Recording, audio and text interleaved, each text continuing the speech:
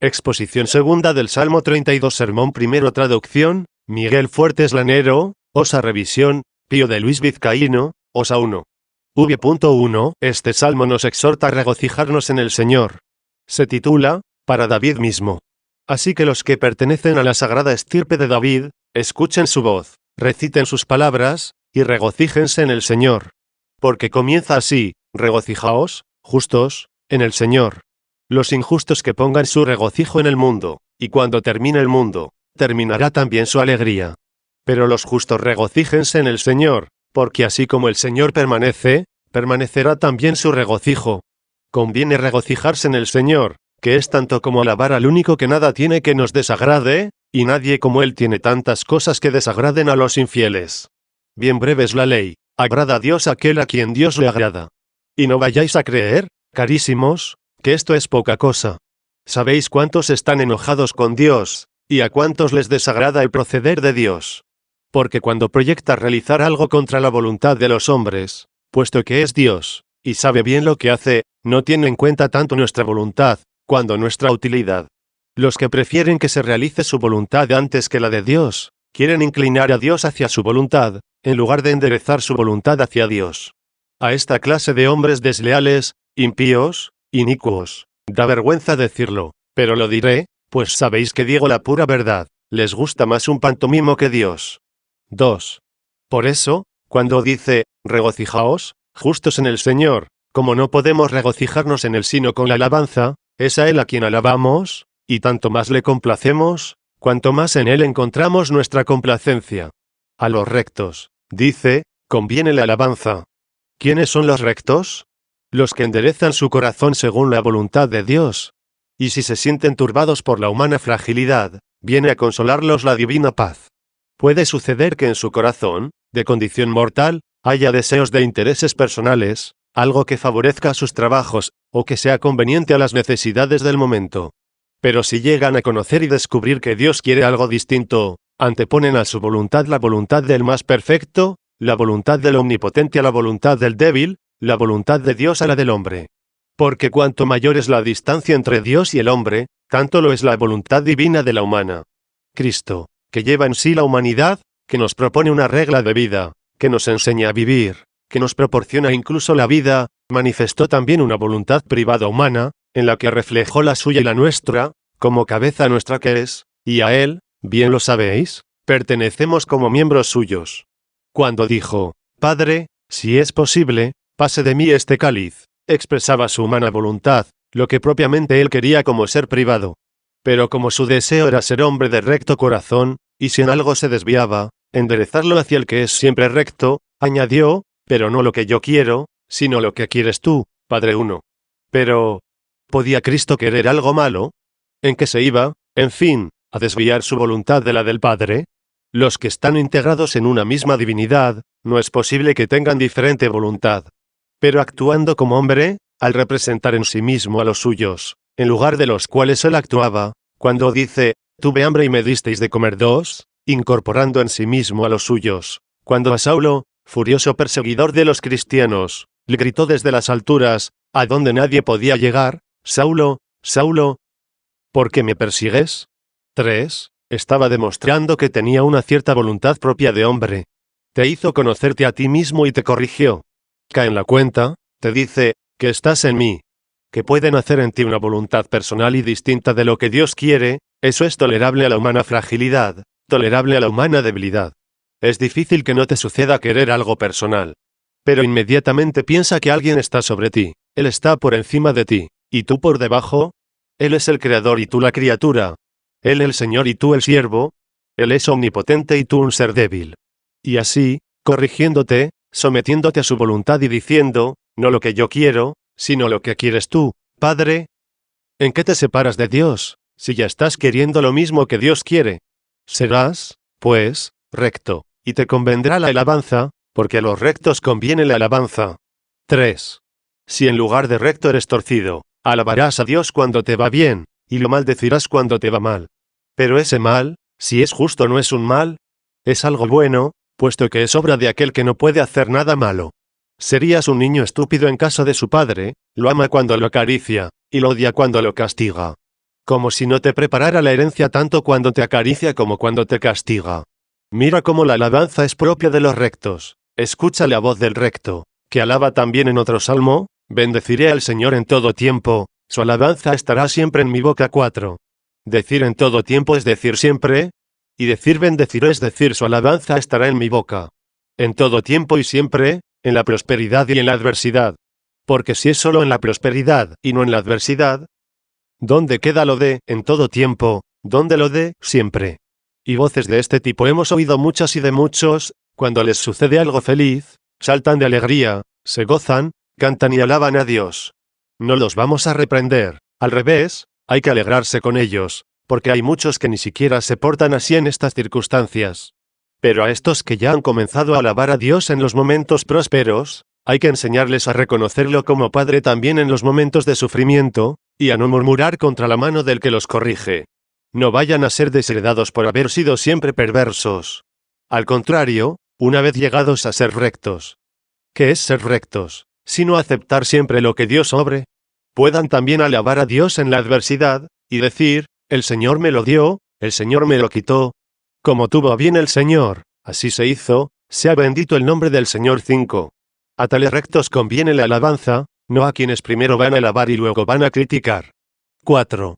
Por tanto, regocijaos en el Señor, justos, rectos, porque os conviene la alabanza. Nadie diga, ¿quién soy yo para ser justo, o cuándo seré yo justo? Que nadie de vosotros se subestime, ni desespere de sí mismo. Sois hombres, estás hechos a imagen de Dios. Quien os hizo hombres, se hizo él también hombre por vosotros, y para que muchos, como hijos adoptivos, recibieran la herencia eterna, el Hijo único derramó por vosotros su propia sangre. Si os habéis menospreciado por la fragilidad terrena, fijaos en el precio que por vosotros se ha pagado. Considerad con respeto cuál es vuestra comida, vuestra bebida, y a qué asentís diciendo amén. Esta exhortación es acaso para que os llenéis de orgullo, y tengáis el atrevimiento de rogaros perfección alguna. No obstante, lo repito, no debéis sentiros alejados de toda justicia. Ahora no pretendo interrogaros sobre vuestra justicia, sino que os interrogo sobre vuestra fe, porque tal vez nadie de vosotros se atrevería a responderme, yo soy justo. Lo mismo que nadie de vosotros se atreve a afirmar que es justo, así tampoco se atreverá a decir, yo no soy fiel. No te pregunto ahora por tu vida, sino por tu fe. Me responderás que crees en Cristo. ¿No has oído al apóstol que el justo vive de fe? 6. Tu fe es tu justicia, porque si crees, indudablemente que estarás prevenido, y si lo estás, pondrás esfuerzo. Dios conoce tu esfuerzo y se fija en tu voluntad, y se da cuenta de tu lucha contra la carne, y te anima a que sigas luchando, y te ayuda para que triunfes, y espera el devenir del combate, y levanta al que cae, y corona al vencedor. Por tanto regocijaos, justos, en el Señor, que yo lo diría así, regocijaos, fieles, en el Señor, porque el justo vive de fe. A los rectos conviene la alabanza. Aprended a dar gracias al Señor tanto en la prosperidad como en la adversidad. Aprended a tener en vuestro corazón lo que todo hombre tiene en sus labios, sea lo que Dios quiera. Los dichos populares son con frecuencia doctrina saludable. ¿Quién no dice diariamente, lo que quiere Dios, esto haga? Este será también uno de los rectos, que se regocijan en el Señor, y a los que conviene la alabanza. A ellos, sin duda, se refiere el Salmo cuando dice, alabad al Señor con la cítara, con el salterio de 10 cuerdas salmodiad para él. ¿Es esto lo que hace un momento cantábamos? ¿Esto lo que, entonado al unísono, lo enseñábamos a vuestros corazones? 5. V.2. No hemos establecido estas vigilias en el nombre de Cristo, para tocar las cítaras en este lugar. Sí, es ellas a las que debemos hacer resonar. Alabad al Señor, dice, con la cítara, con el salterio de 10 cuerdas salmodiad para él. Que nadie se aficione a los instrumentos teatrales. Lo que se le ordena ya lo tiene en sí mismo, como se dice en otro salmo, en mí están, Señor, los votos de alabanza que cumpliré para ti. 7. Recordarán los que estaban presentes no hace mucho, cuando en la predicación señalé, como pude, la distinción que hay entre el salterio y la cítara, tratando de llegar a la comprensión de cada uno. ¿Hasta qué punto lo conseguí? Eso lo sabrán quienes me oyeron. Y ahora lo voy a repetir, tratando de no ser importuno, para que podamos ver en la distinción de estos dos instrumentos musicales, la diversidad de los actos humanos en ellos significados, y que nosotros hemos de realizar en nuestra vida. La cítara es un trozo de madera hueco, como un tímpano en forma de tortuga. Tiene unas cuerdas fijadas en la madera, que, al tocarlas, resuenan. No me refiero ahora a la púa con la que se las toca, sino a la madera hueca sobre la que están las cuerdas extendidas, y como apoyadas en ella, de forma que cuando la púa las hace vibrar, adquieren una mayor resonancia por la concavidad del instrumento. Esta madera hueca que la cítara tiene en su parte inferior, el salterio la tiene en la parte superior. He aquí la distinción. Pues bien, se nos manda ahora alabar con la cítara y cantar con el salterio de 10 cuerdas. No dice con la cítara de 10 cuerdas, ni en este salmo ni en ningún otro, si no me equivoco. Que lo lean y lo mediten mejor y con más tranquilidad nuestros hijos lectores, pero en lo que yo puedo recordar, encontramos muy citado el salterio de 10 cuerdas, y en cambio ni en un solo lugar he leído la cítara de 10 cuerdas. Recordad que la cítara tiene su resonancia en la parte inferior, y el salterio en la superior. De la vida inferior, o sea, de la terrena, nos viene la prosperidad y la adversidad, para poder alabarlo en ambas circunstancias, de manera que siempre esté su alabanza en nuestros labios, y bendigamos al Señor en todo tiempo. 8.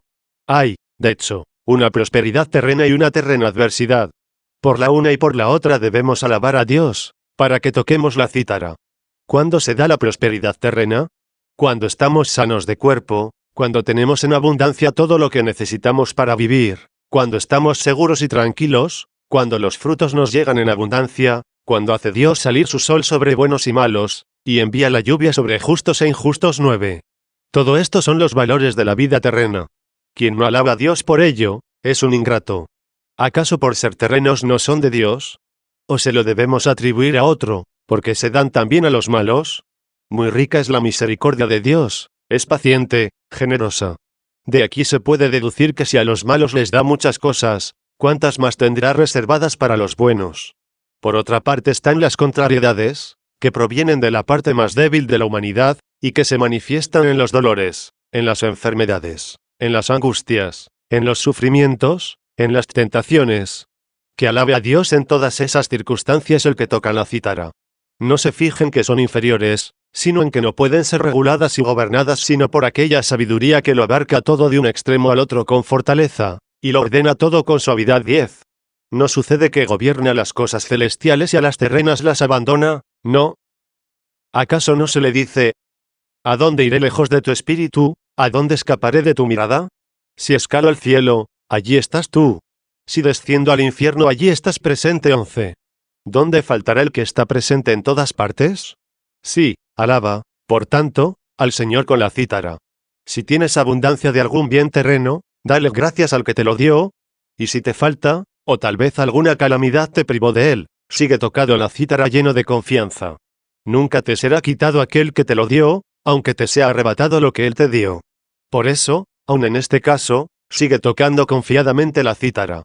Con la seguridad que te da tu Dios, pulsa las cuerdas en tu corazón, y di como si fuera en la parte inferior de la cítara, que es donde mejor resuena: el Señor me lo dio, el Señor me lo quitó. Como a Dios le plugo, así se hizo, sea bendito el nombre del Señor. 12. 6. Ahora bien, cuando vuelvas la mirada a los dones sublimes de Dios, a los mandatos que te ha señalado, con qué celestial doctrina te ha educado, cómo te ha ordenado unos preceptos procedentes de la fuente misma de su verdad, acércate también al salterio, y toca con el salterio de 10 cuerdas. Sí, 10 son los preceptos de la ley, y en esos 10 preceptos tienes el salterio. Se trata de algo perfecto. Ahí tienes el amor de Dios en los 3 primeros, y el amor al prójimo en los otros 7. Y claro que conoces las palabras del Señor, en estos 2 preceptos consiste toda la ley y los profetas. 13. El Señor antes te había dicho: el Señor tu Dios es el único Dios. Ya tienes una cuerda. No tomes el nombre del Señor tu Dios en vano. Tienes ya la segunda. Observa el sábado, pero no de una manera carnal, como los judíos, que utilizan el descanso para el mal. Sería mejor que se estuviera cavando todo el día, antes que bailando el día entero. Pero tú, pensando en el descanso según tu Dios, y haciéndolo todo según ese descanso, abstente del trabajo servil. Todo el que peca se hace siervo del pecado. 14. Y ojalá fuera siervo de un hombre, en lugar de serlo del pecado. Estos 3 aspectos pertenecen al amor de Dios. Piensa en su unidad, en su verdad y en su deleite. Porque hay un cierto deleite en el Señor, en quien está el verdadero sábado, el auténtico descanso. Por eso se dice, deleítate en el Señor, y te daré las peticiones de tu corazón. 15. ¿Quién deleita así, sino el que ha hecho todo lo que deleita? En estos 3 está el amor de Dios, y en los otros 7 el amor al prójimo. No hagas a otro lo que no quieres que te hagan a ti. Honra a tu padre y a tu madre, puesto que tú también quieres ser honrado por tus hijos.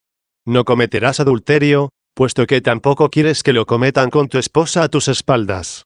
No matarás, ya que tampoco quieres que te maten. No robarás, tú no quieres que te roben. No darás falso testimonio, ya que detestas al que lo dé contra ti. No desearás la mujer de tu prójimo, tú tampoco quieres que otro desee la tuya. No codiciarás ninguna cosa de tu prójimo. 16, porque, si alguien codicia la tuya, te desagrada. Reprime además tu lengua cuando alguien te desagrada y te perjudica. Todos estos preceptos vienen de Dios, nos los ha dado la sabiduría, y su resonancia viene de arriba. Toca el salterio, cumple la ley, una ley que el Señor tu Dios no vino a abolir, sino a darle plenitud. 17. Ya la puedes cumplir por amor, cosa que antes no podías por temor. El que no obra mal por temor, preferiría hacerlo si le fuera lícito. Y aunque no se le da la facultad de hacerlo, la voluntad queda presa. No lo hago, dice. ¿Por qué? Por temor. Todavía no amas la justicia, todavía eres siervo. Sé hijo. De un buen siervo puede salir un buen hijo. De momento sigue absteniéndote de hacer el mal por temor, e irás aprendiendo a abstenerte por amor. En la práctica de la justicia hay una cierta belleza. Sí, está bien que el castigo te atemorice. La justicia tiene su propio estilo, busca a quien la contemple, incita a sus amantes. Por ella derramaron su sangre los mártires, dejando a un lado el mundo.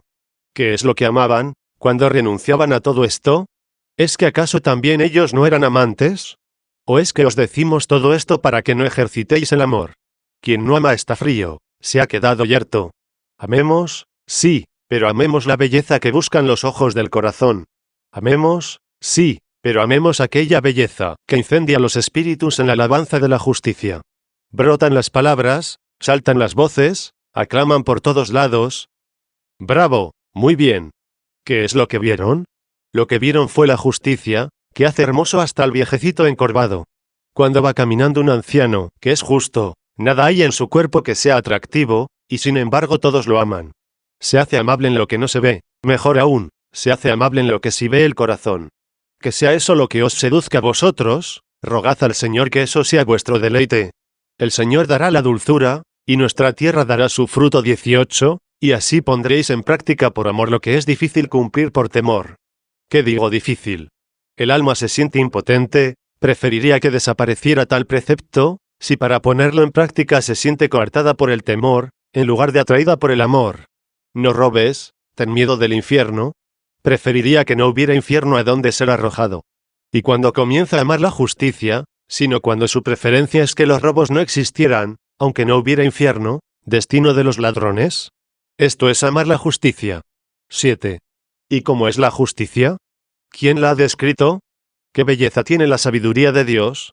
Por ella son hermosas todas cosas que agradan a la vista. Para verla, para abrazarla, hay que purificar el corazón.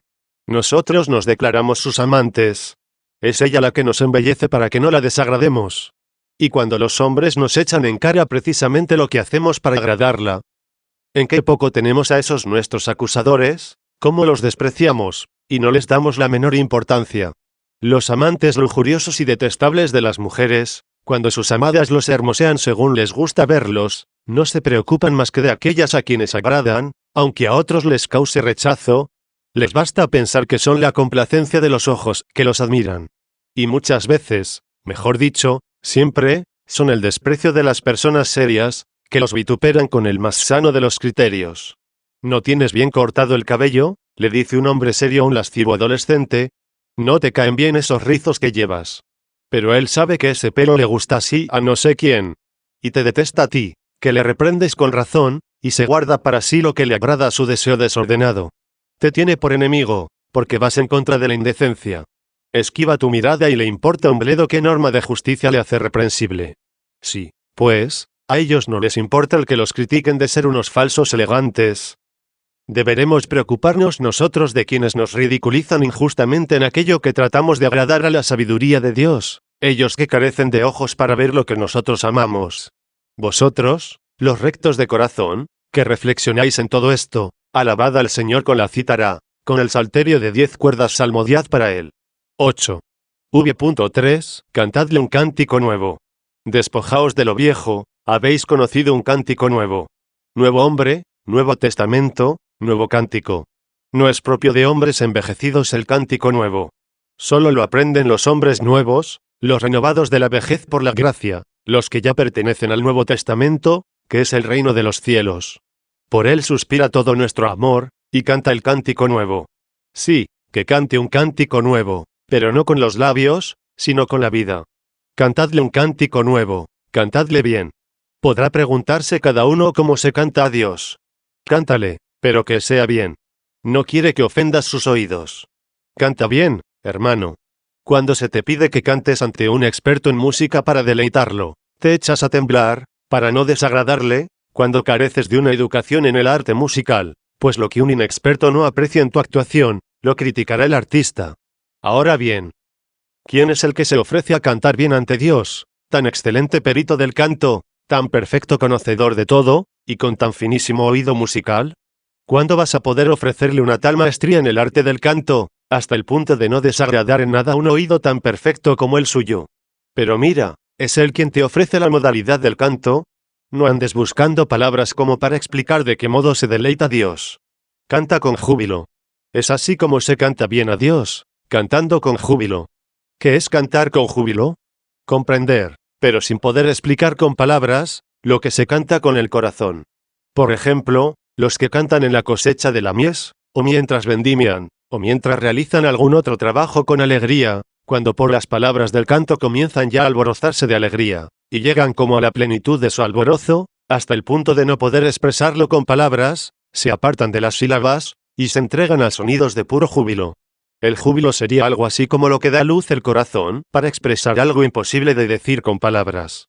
¿Y a quién le gusta esta expresión jubilosa, sino al Dios inefable? Es inefable lo que no puedes expresar con palabras. Pero si no lo puedes pronunciar, y tampoco lo debes callar, ¿qué queda, sino que te desahogues en el júbilo, para que, sin palabras, se regocije tu corazón, y el campo inmenso de las alegrías no quede aprisionado por los límites de las sílabas? Cantadle bien con júbilo. 9.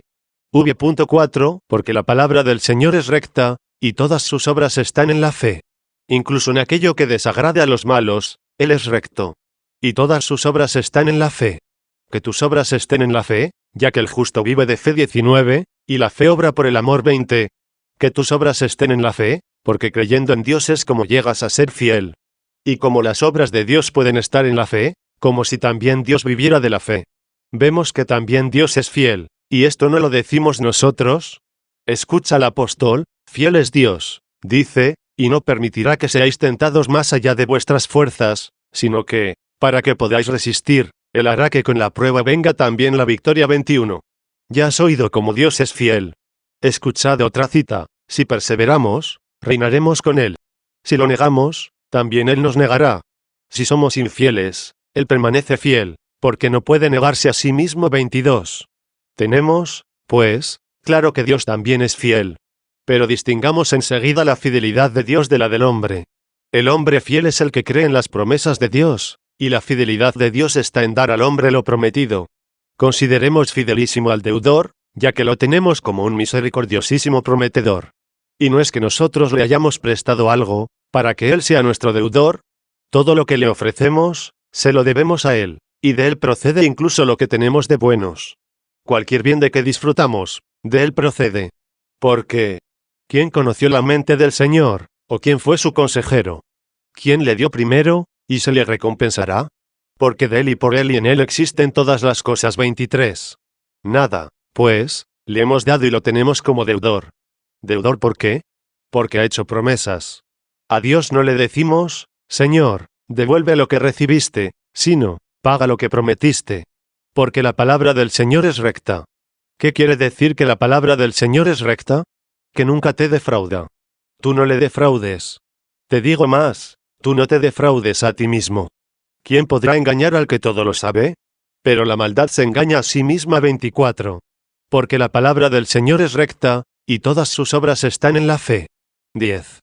V.5. Él ama la misericordia y el juicio. Llévalos tú a la práctica, porque también Él las practica. Poned atención en la misericordia y en el juicio. El tiempo de la misericordia es ahora, y el del juicio viene después. ¿Por qué es ahora el tiempo de la misericordia?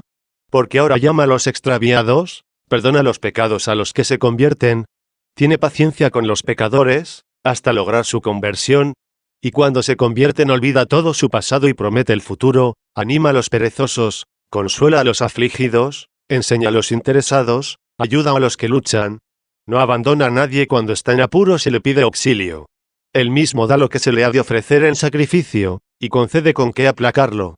Que no se nos pase, hermanos, que se nos pase en balde este gran tiempo de la misericordia. El juicio vendrá después, entonces habrá arrepentimiento, pero ya infructuoso. Dirán entre sí, arrepintiéndose, entre sollozos de angustia en su espíritu, tal como está escrito en el libro de la sabiduría.